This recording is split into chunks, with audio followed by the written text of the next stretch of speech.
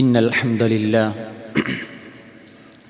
الذي هدانا لهذا وما كنا لنهتدي لولا أن هدانا الله أصلي وأسلم على خاتم الأنبياء والمرسلين وعلى من تبعهم بإحسان إلى يوم الدين أما بعد رب اشرح لي صدري ويسر لي أمري واحلل عقدة من لساني يفقه قولي يا أيها الذين آمنوا اتقوا الله حق تقاته ولا تموتن إلا وأنتم مسلمون أعوذ بالله من الشيطان الرجيم من أوفى بعهده واتقاه إن الله يحب المتقين. ഏറെ ബഹുമാനം നിറഞ്ഞ സത്യവിശ്വാസികളായ സഹോദരങ്ങളെ, അല്ലാഹു സുബ്ഹാനഹു തആലയുടെ വിധിവിലക്കുകൾ ജീവിതത്തിൻ്റെ മുഴുവൻ മേഖലകളിലും പാലിച്ചു ജീവിക്കണമെന്ന് സ്വന്തത്തോടെന്ന പോലെ നിങ്ങൾ ഓരോരുത്തരോടും വസിയ്യത്ത് ചെയ്യുകയാണ്, ഉപദേശിക്കുകയാണ്. വിശുദ്ധ ഖുർആൻ വളരെ ഗൗരവത്തോടെ വിശ്വാസികൾക്ക് നൽകിയ കൽപ്പനകളിൽ ഒന്നാണ് ഏറ്റെടുത്ത കരാറുകൾ അത് പൂർത്തീകരിക്കുക എന്നുള്ളത്. മനുഷ്യജീവിതത്തിൽ നമുക്ക് ഓരോരുത്തർക്കും അനിവാര്യമായും ഇടപെടേണ്ടി വരുന്ന ഒരു മേഖലയാണ് കരാറുകളിൽ ഏർപ്പെടുക എന്നുള്ളത്. ഈ ഭൂമിയിൽ ജനിച്ചു വീണ ഏതൊരു മനുഷ്യനും ഈ ഭൂമിയിൽ ജീവിക്കണമെങ്കിൽ കരാറുകളിൽ ഏർപ്പെടേണ്ടതുണ്ട്. അല്ലാഹുവുമായിട്ടുള്ള കരാർ ഏറ്റെടുത്തുകൊണ്ടാണ് ഞാനും നിങ്ങളും ഈ ഭൂമിയിൽ പിറന്നു വീണിട്ടുള്ളത്. ലോകത്തെ മുഴുവൻ മനുഷ്യരും സൃഷ്ടാവായ അള്ളാഹുവിനോടൊരു കരാർ ഏറ്റെടുത്തിട്ടുണ്ട്. അതുകൊണ്ട് തന്നെ മനുഷ്യന്റെ ജീവിതം കരാറുകളിൽ അധിഷ്ഠിതമാണ്. കരാറുകൾ പൂർത്തീകരിക്കുക എന്നുള്ളത് വിശ്വാസിയുടെ ബാധ്യതയാണ്. അല്ലാഹു സുബ്ഹാനഹു തആല പറയുന്നുണ്ട്, വഔഫൂ ബിൽ അഹ്ദ് ഇന്നൽ അഹ്ദ കാന മസ്ഊല. നിങ്ങൾ കരാറുകൾ പൂർത്തീകരിച്ച് നൽകണം. തീർച്ചയായും കരാറുകൾ അള്ളാഹുവിൻ്റെ അടുക്കൽ ചോദ്യം ചെയ്യപ്പെടുന്നതാണ്. അള്ളാഹുവിനോടുള്ള കരാറ്, സൃഷ്ടാവായ റബ്ബിനോടും സൃഷ്ടികളോടും നാം കരാറുകൾ നടത്തുമ്പോൾ അത് പൂർത്തീകരിക്കേണ്ടതുണ്ട്. ബുദ്ധിമാന്മാരായ വിശ്വാസികളുടെ ഗുണങ്ങളെപ്പറ്റി അള്ളാഹു എണ്ണി പറഞ്ഞപ്പോൾ ഇന്നമാ യതദക്കറ ഉലുൽ അൽബാബ്, ബുദ്ധിമാന്മാർ മാത്രമാണ് ഉറ്റാലോചിക്കുന്നത്, ചിന്തിക്കുന്നത്. അവരുടെ പ്രത്യേകതകൾ പിന്നീട് എണ്ണി പറഞ്ഞു. അല്ലദീന യൂഫൂന ബിഅഹ്ദില്ലാഹ്, അവർ അല്ലാഹുവിനോടുള്ള കരാറുകൾ പൂർത്തീകരിക്കുന്നവരാണ്. വല യൻഖുലൂനൽ മീസാഖ്, അല്ലാഹുവിൽ നിന്ന് വാങ്ങിയ കരാറുകളെ അവർ ലംഘിക്കാറില്ല.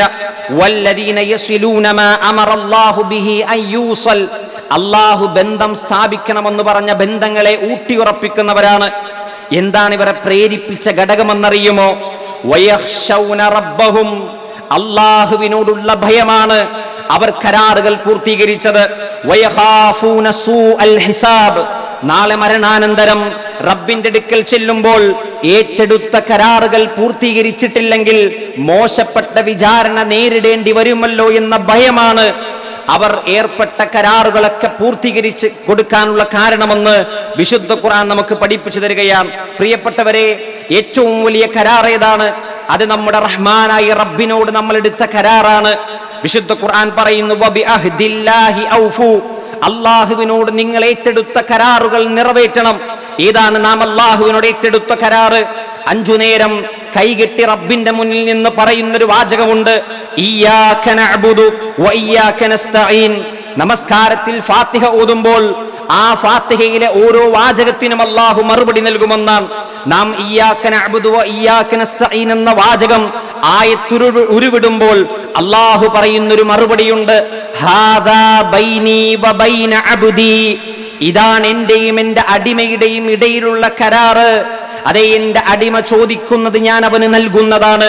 നോക്കൂ, ഈ ഭൂമിയിൽ നാം ജനിച്ച് നമ്മളെ ഇത്രയും വലുതാക്കി നമുക്കെല്ലാവിധ അനുഗ്രഹങ്ങളും തന്ന റബ്ബിനോട് നന്ദി കാണിക്കാനുള്ള കരാറാണ് ആ തൗഹീദിന്റെ കരാർ. അത് നാം നിറവേറ്റൽ നമ്മുടെ ബാധ്യതയാണ്. ഏത് നിമിഷത്തിലും ഏത് സന്ദർഭത്തിലും ഏത് പരീക്ഷണങ്ങൾ നേരിടുമ്പോഴും ഇയ്യാക നഅ്ബുദു വ ഇയ്യാക നസ്തഈൻ, ഞാൻ എൻ്റെ റബ്ബിനെ മാത്രമേ ആരാധിക്കൂ, ഞാൻ എൻ്റെ റബ്ബിനോട് മാത്രമേ സഹായം തേടൂ എന്ന അടിയുറച്ച തൗഹീദിന്റെ വിശ്വാസം പൂർത്തീകരിക്കുമ്പോഴാണ് നാം അല്ലാഹുവിനോടുള്ള കരാറ് പൂർത്തീകരിക്കുക. അതിനുള്ള തൗഫീഖ് അല്ലാഹു നമുക്ക് പ്രദാനം ചെയ്യുമാറാകട്ടെ. മഹാനായ ഇബ്രാഹിം അലൈഹിസ്സലാത്തു വസ്സലാം, അദ്ദേഹത്തെ പറ്റി അല്ലാഹു കൊടുത്ത വിശേഷണമുണ്ട്. വഇബ്രാഹിം അല്ലദീ വഫാ. ഇബ്രാഹിം നബി കടമകൾ പൂർത്തീകരിച്ചവനാണ്. അദ്ദേഹം ആരോടുള്ള കടമയാണ് ആദ്യം പൂർത്തീകരിച്ചത്? റഹ്മാനായ റബ്ബിനോടുള്ള കടമ. അള്ളാഹുവിന്റെ മുഴുവൻ കൽപ്പനകളും അദ്ദേഹം പൂർത്തീകരിച്ചു എന്നാണ് ഖുർആൻ പറഞ്ഞത്. കുടുംബത്തോടുള്ള കടമകൾ, സമൂഹത്തോടുള്ള കടമകൾ, വരും തലമുറയോടുള്ള കടമകൾ പ്രാർത്ഥനയിലൂടെ അദ്ദേഹം നിറവേറ്റിയെന്ന് വിശുദ്ധ ഖുർആൻ നമുക്ക് പഠിപ്പിച്ചു തരികയാണ്. സഹോദരങ്ങളെ, ഇനി നോക്കൂ, സൃഷ്ടാവിനോട് മാത്രമല്ല, അവന്റെ സൃഷ്ടികളോട് ചില കരാറുകളുണ്ട്. നാം ജീവിക്കുന്ന മേഖലകളിൽ ഒക്കെയും കരാറുകൾ ഏർപ്പെടേണ്ടി വരും. അതിലേറ്റവും പ്രധാനപ്പെട്ടതാണ്, നാം വലിയ ഗൗരവമൊന്നും കൊടുക്കാത്ത, വളരെ നിസ്സാരമായി കാണുന്ന ഒന്നാണ് നമ്മുടെ കൂടെ കിടന്നുറങ്ങുന്ന ഭാര്യയോടുള്ള കരാറുകൾ. വിശുദ്ധ ഖുർആൻ ശക്തമായ കരാർ എന്ന് പറഞ്ഞ ഒരു സംഗതിയാണ് നമ്മുടെ ഇണകളോട്, ഭാര്യയോട് നാം എടുത്തിരിക്കുന്ന കരാറ്. അല്ലാഹു സുബ്ഹാനഹു തആല പറഞ്ഞു, വഅഖദ്ന മിൻകും മീസാഖൻ ഗലീദാ. അവർ, ഭാര്യമാർ, നിങ്ങളിൽ നിന്ന് ഭർത്താക്കന്മാരെ ഏറ്റെടുത്തിരിക്കുന്നത് ശക്തമായ കരാറാണ്. ഈ വിഷയത്തിൽ എത്രത്തോളം ആളുകൾക്ക് ആത്മാർത്ഥതയോടുകൂടി ഭാര്യമാരോട് പെരുമാറാൻ കഴിഞ്ഞിട്ടുണ്ട്. ഭാര്യമാരെ അവരുടെ മാതാപിതാക്കൾ നമ്മുടെ കൈകളിൽ ഏൽപ്പിക്കുമ്പോൾ അവർക്ക് സുരക്ഷിതത്വവും സമാധാനവും നിർഭയത്വവും ലഭിക്കുമെന്ന പ്രതീക്ഷയിലാണ്. എന്നാൽ എത്രയെത്ര ബന്ധങ്ങൾ, എത്രയെത്ര ദാമ്പത്യ ജീവിതങ്ങൾ, എത്രയെത്ര സ്ത്രീകൾ ആത്മഹത്യയുടെ മുനമ്പിലേക്ക് എത്തിയത് ഈ കരാറുകൾ ഭർത്താക്കന്മാർ പൂർത്തീകരിക്കാത്തത് കൊണ്ടാണ്. അതുകൊണ്ട് പ്രിയപ്പെട്ട ഭർത്താക്കന്മാരെ, ഞാനും നിങ്ങളും അടങ്ങുന്നവർ നമ്മുടെ ഭാര്യമാരോട് പൂർത്തീകരിക്കേണ്ട കരാറിന്റെ ഗൗരവത്തെ നാം തിരിച്ചറിയണം. ഇനി നോക്കൂ, നമ്മുടെ മക്കൾക്ക് നാം കരാറ് കൊടുത്താൽ പാലിക്കാറുണ്ടോ? മക്കൾക്ക് കൊടുത്താൽ അത് പാലിക്കാൻ കഴിയുമെന്നുള്ള കരാർ മാത്രമേ നമ്മൾ കൊടുക്കാൻ പാടുള്ളൂ. അതായത് ചില ഓഫറുകൾ മക്കൾക്ക് കൊടുക്കും, ഞാൻ അത് വാങ്ങിത്തരാം, ഞാൻ ഇത് വാങ്ങിത്തരാം എന്നൊക്കെ നമ്മൾ മക്കളോട് പറയും. പക്ഷെ സമയത്ത് നമ്മളത് ചെയ്തു കൊടുത്തിട്ടില്ലെങ്കിൽ, അത് ഒരു തവണയാണെങ്കിൽ അത് പിന്നീട് മക്കൾ വിടും. പല ആവർത്തി മക്കളത് കാണുകയാണെങ്കിൽ മക്കള് മാതാപിതാക്കളിൽ നിന്ന്, വാപ്പയിൽ നിന്ന് പഠിക്കുന്നത് എന്തായിരിക്കും? നാം ചിന്തിച്ചു നോക്കൂ. വാപ്പ പറഞ്ഞ അതൊന്നും ചെയ്തു തരൂല എന്ന് പറയും. പൊതുവെ മക്കൾ പറയുന്നൊരു വാക്കാണ്. വാപ്പ പറയും, പക്ഷെ വാപ്പ അത് മറന്നുപോകും. വാപ്പ അതല്ലെങ്കിൽ ചെയ്തു തരൂല. അപ്പൊ മക്കൾക്ക് ചെയ്തു കൊടുക്കാൻ സാധിക്കുന്നതേ വാക്കായി കൊടുക്കാൻ പാടുള്ളൂ, കരാറുകൾ നൽകാൻ പാടുള്ളൂ. അല്ലാത്തതൊരു വാക്ക് കൊടുക്കണ്ട. അങ്ങനെ ഒരു വാക്ക് കൊടുക്കണമെന്നൊരു നിർബന്ധമില്ല. പക്ഷെ കൊടുത്താൽ അത് നിറവേറ്റണം. കാരണം നമ്മൾ വാക്ക് നിറവേറ്റുമ്പോൾ, മക്കൾക്ക് കൊടുത്ത കരാറുകൾ നിറവേറ്റുമ്പോൾ അവർ നമ്മളിൽ നിന്ന് പഠിക്കുന്നത് എന്താണ്? കരാറ് നൽകിയാൽ, വാക്ക് നൽകിയാൽ അത് പാലിക്കണമെന്ന പാഠം അവർ പഠിക്കുന്നത് നമ്മളിൽ നിന്നാണ്. അതുകൊണ്ട് മക്കളോട് കരാറ് കൊടുത്താൽ അത് നിറവേറ്റാൻ നമുക്ക് കഴിയണം. അതുപോലെ തന്നെ നാം ജീവിക്കുന്ന ജോലി നമ്മൾ ആലോചിച്ചു നോക്കൂ. ഈ രാജ്യത്ത് നമ്മൾ വന്ന് ഒരു ജോലിയിൽ കയറി അതിന്റെ വിസ നമുക്ക് പാസ്സായി കിട്ടണം, അത് വിസ നമുക്ക് അടിച്ചു കിട്ടണമെങ്കിൽ നമ്മൾ എന്ത് ചെയ്യണം? ഒരു കോൺട്രാക്റ്റിൽ ഒപ്പിട്ട് കൊടുക്കണം. ജോബ് കോൺട്രാക്റ്റിൽ നമ്മൾ ഒപ്പിട്ട് കൊടുക്കണം. അതിലൊരു കരാറുണ്ട്. ആ കരാർ നമുക്ക് പൂർത്തീകരിക്കാൻ കഴിയണം. ഈ രാജ്യത്ത് നമ്മൾ ഇറങ്ങുമ്പോൾ, നമ്മൾ വിസിറ്റ് വിസയിൽ, ഒരു സന്ദർശക വിസയിൽ വന്നാൽ പോലും ഈ രാജ്യത്തോട് നമുക്ക് കരാറുണ്ട്. ഇനി നോക്കൂ, എത്രയോ ആളുകൾ ബിസിനസ്സിൽ ഏർപ്പെടാറുണ്ട്.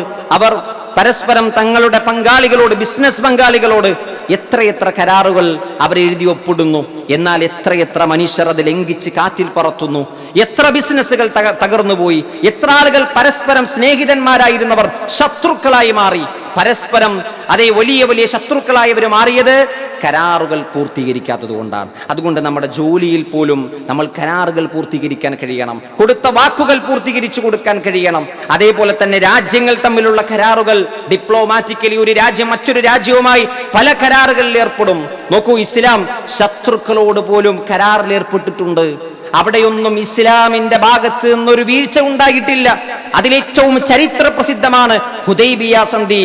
യുദ്ധം നിർത്തലാക്കാൻ പ്രവാചകൻ സല്ലല്ലാഹു അലൈഹി വസല്ലമ ഈ അറേബ്യയുടെ മണ്ണിൽ സമാധാനം സ്ഥാപിക്കാൻ പ്രവാചകൻ സല്ലല്ലാഹു അലൈഹി വസല്ലമ എല്ലാവിധ വിട്ടുവീഴ്ചയും ചെയ്തുകൊണ്ട് ഹുദൈബിയ സന്ധി എഴുതി രേഖപ്പെടുത്തി ഒപ്പിട്ട് കൊടുത്തു. പല സ്വഹാബികൾക്കും ഇഷ്ടപ്പെട്ടില്ല ഹുദൈബിയ സന്ധിയിലെ പല കരാറുകളും. പക്ഷേ ആകാശത്ത് നിന്ന് വഹി ഇറങ്ങുന്ന പ്രവാചകൻ, ഒരു രാജ്യത്തിന്റെ ഭരണാധികാരി, വരാനിരിക്കുന്ന നന്മയെ കണ്ടുകൊണ്ട് ചില വിട്ടുവീഴ്ചക്ക് തയ്യാറായി. അലി റളിയല്ലാഹു അൻഹുവിനെ ആ എഴുത്തിൽ ചില വാചകങ്ങൾ എഴുതാൻ പോലും കഴിഞ്ഞില്ല. ഉമർ റളിയല്ലാഹു അൻഹു എഴുതിയ വാചകത്തെ തൊട്ട് നീരസം കാണിച്ചു. നോക്കൂ, ആ കരാർ ലംഘിച്ചത് ശത്രുക്കളായിരുന്നു. പിന്നീട് അതിന്റെ അന്തിമ വിജയം ആർക്കായിരുന്നു? ഒരു തുള്ളി രക്തം താഴെ വീഴാതെ, ഒരു യുദ്ധം പോലും ഇല്ലാതെ മക്കയുടെ അധികാരം പ്രവാചകന്റെ കൈകളിലേക്ക് എത്തിയത് ആ ഹുദൈബിയ സന്ധി കൊണ്ടായിരുന്നു. നോക്കൂ സഹോദരങ്ങളെ, ജൂതന്മാരുമായി പ്രവാചകൻ സന്ധിയിലേർപ്പെട്ടു, മദീനയിലും അല്ലാത്തപ്പോഴും. പക്ഷെ ആ കരാറുകൾ നിറവേറ്റാതെ, പൂർത്തീകരിക്കാതെ ലംഘിച്ചത് ജൂതന്മാരായിരുന്നു. അങ്ങനെ എത്രയെത്ര കരാറുകൾ ശത്രുക്കളുമായി പോലും ഇസ്ലാം നടത്തിയിട്ടുണ്ട്. പക്ഷെ ആ കരാറുകൾ പൂർത്തീകരിക്കുന്നിടത്ത് നമുക്ക് വലിയ ബാധ്യതയുണ്ട്. കാരണം പ്രവാചകൻ സല്ലല്ലാഹു അലൈഹി വസല്ലമ പറഞ്ഞു, ലാ ദീന ലിമൻ ലാ അഹ്ദ ലഹു. കരാർ പൂർത്തീകരിക്കാത്തവന് മതമില്ല, കരാർ പൂർത്തീകരിക്കാത്തവന് ദീനില്ല. ആലോചിച്ചു നോക്കണം, മുസ്ലിം നാമധാരിയായി മുസ്ലിം പേര് വെച്ചുകൊണ്ട് നമ്മൾ കരാറുകളിൽ ഏർപ്പെട്ടിട്ട് വഞ്ചന കാണിച്ചാൽ നമ്മൾ പറയും, അവൻ നിസ്കരിച്ചിട്ട് എന്ത് കാര്യം, അവൻ ഹജ്ജ് ചെയ്തിട്ട് എന്ത് കാര്യം, അവൻ ഈ താടി വെച്ച് നടന്നിട്ട് എന്ത് കാര്യം, അവൻ മുസ്ലിമായിട്ട് നിസ്കാരത്തണുമ്പ് കൊണ്ടു നടന്നിട്ട് എന്ത് കാര്യം, അവൻ പറഞ്ഞ വാക്കുപാലിക്കാറില്ല, കരാറ് പൂർത്തീകരിക്കാറില്ല എന്ന് എത്ര മനുഷ്യരെ പറ്റി പരാതികളും പഴികളും നാം കേട്ടിട്ടുണ്ട്. നാം ആലോചിച്ചു നോക്കണം. പ്രവാചകൻ അവരെ പറ്റി പറഞ്ഞത്